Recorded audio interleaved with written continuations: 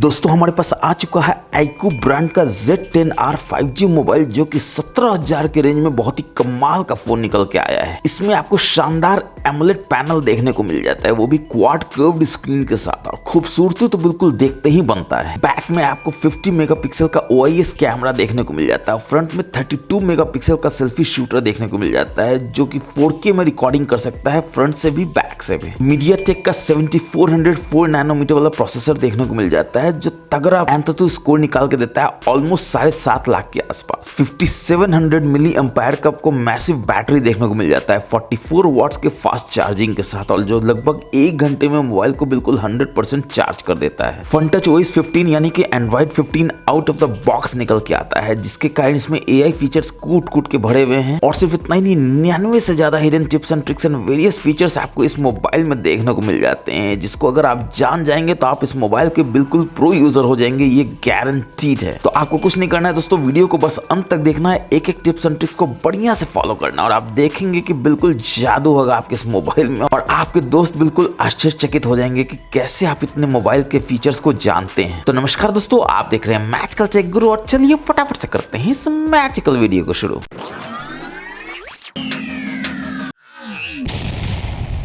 चलिए शुरुआत करते हैं सबसे पहले हिडन फीचर की तरफ, जो कि AI का फीचर है। इसके लिए आपको अपने फोटोज ऐप में जाना होगा और किसी भी फोटो को ओपन कर लेना होगा जिसमें आपको ऑब्जेक्ट को इरेज करना है, यानी कुछ भी अनवांटेड चीज है जिसको आप इरेज करना चाहते हैं। जैसे कि आप देख सकते हैं कितना बढ़िया फोटो है, मगर इतने सारे लोग हैं जो बहुत शानदार हैं, मगर मेरे को लग रहा है कि अगर ये नहीं होंगे तो फोटो और भी नीट एंड क्लीन बढ़िया निकल के आएगा। तो आप क्या करेंगे, एडिट में जाएंगे और यहाँ पर आप देख सकते हैं आपको ऑप्शन मिल जाता है AI इरेजर का। बस इसमें जाएंगे और इसमें आपको 3 ऑप्शन मिल जाता है। स्मार्ट सर्कल यानी सर्कल बना सकते हैं, मैनुअली आप कर सकते हैं, या रिमूव पीपल ऑटोमेटिकली कर सकते हैं, जो AI का सबसे कमाल फीचर है। बस आपको इस पर रिमूव पे जाना है और देखिए ऑटोमेटिकली स्कैन करता है और ये डिटेक्ट करता है। देखिए आप भी पीपल है मगर आपको डिटेक्ट नहीं कर रहा, बैकग्राउंड में जितने भी हैं लोग उनको डिटेक्ट कर लिया है, और यहाँ से रिमूव ऑल कर देना है। और देखिए जादू कितना खतरनाक होगा, 100% होते ही देखिए कितना बढ़िया से काम करेगा और सारे लोगों को बिल्कुल नीट एंड क्लीनली उड़ा देता है। क्या आप बिलीव कर सकते हैं, आपके आंखों पे आपको यकीन हो रहा है कि पीछे इतने सारे लोग थे मगर इतना क्लीनली उड़ाया है, शैडो को इतना बढ़िया से परफेक्टली रीडिजाइन किया है कि बिल्कुल लगता ही नहीं कि लोग यहाँ पर थे। कंपेयर आप कर सकते हैं, आप देखिए इस पर टैप करेंगे, देखिए इतने सारे लोग थे, अब देखिए कैसा फोटो हो गया है, शैडो कितना बढ़िया है, देखिए सनलाइट जहां आ रहा था प्रॉपर्ली आ रहा है। AI का इतना कमाल फीचर दोस्तों सही में मैंने आज तक नहीं देखा, इतना बढ़िया से नीट एंड क्लीन वे में ये फोटो के ऑब्जेक्ट्स को इरेज कर रहा है, मजा ही आ गया देख के सीरियसली। और अगर आपको इसके बारे में ज्यादा जानना हो तो यहाँ आई में आप जा सकते हैं और आप देख सकते हैं कि आपको कैसे ये करता है। और फोटो में ही अगर आपके पास कोई ऐसा फोटो है जो पुराना फोटो है, हल्का ब्लर हो गया है फोटो खींचने में, कोई भी आपको लगता है कि कुछ फोटो को जिसमें थोड़ा रिपेयर का जरूरत है, तो अगेन आपको एडिट में जाना है उस फोटो में, और यहाँ पर आप देखते हैं रिपेयर ऑप्शन आपको देखने को मिल जाता है। बस इसमें जाना है और ये बोलेगा HD AI फोटो एनहांसर, बस इस पे आपको टैप कर देना और देखिए ऑटोमेटिकली AI रिपेयर शुरू हो जाता है और ये देखिए करना शुरू कर देता है। और आप देख सकते हैं फोटो कितना शार्प अब हो गया है। कंपेयर आप कीजिएगा, देखिए कितना ब्लर था, अब देखिए कितना शार्प हो गया। आप इसको जूम करके देखिए तो आपको ज्यादा पता चलेगा, देखिए कितना बढ़िया से शार्प फोटो है, और देखिए पहले कितना ये ब्लर था। और फोटो में अगर आप कुछ लाइट इफेक्ट डालना चाहते हैं तो वो भी आप डाल सकते हैं, बस आपको यहाँ से ओके कर देना है। थोड़ा सा आगे आएंगे तो आप देखेंगे कि आपको ऑप्शन मिल जाता है यहाँ पर लाइट इफेक्ट्स का, इसमें जाना है और वेरियस लाइट इफेक्ट्स आपको देखने मिल जाता है। जैसे देखिए पीछे सन है तो आप इस तरह को इफेक्ट डाल सकते हैं और इसको यहाँ से मूव भी कर सकते हैं। आप देखिए यहाँ से मूव करके आप यहाँ ला सकते हैं, या स्पार्कल करना है तो आप स्पार्कल कर सकते हैं देखिए, और इसको यहाँ मूव कर सकते हैं। जहां आपको मूव करना है देखिए यहाँ मूव कर सकते हैं, यहाँ कर सकते हैं, या फिर पीछे कर सकते हैं। देखिए और कितना शानदार ये स्पार्कल का इफेक्ट है जो फोटो में 4 चांद लगा देता है।